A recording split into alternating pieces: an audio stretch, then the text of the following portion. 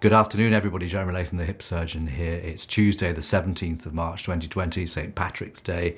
I don't suppose people will be celebrating very much today, given what's going on in the world with the COVID problem. Just to let you know that we're still planning to see patients in clinic tomorrow, and I've got an operating list on Thursday. Hopefully these events will take place, but clearly we are going to have to listen to what the government and our professional bodies tell us to do. At the moment, people are being advised to keep away from large crowds, self-isolate if they've got symptoms. Of course, bear in mind that we still must adhere to all of the general precautions, such as catch it, bin it, kill it when you sneeze or cough.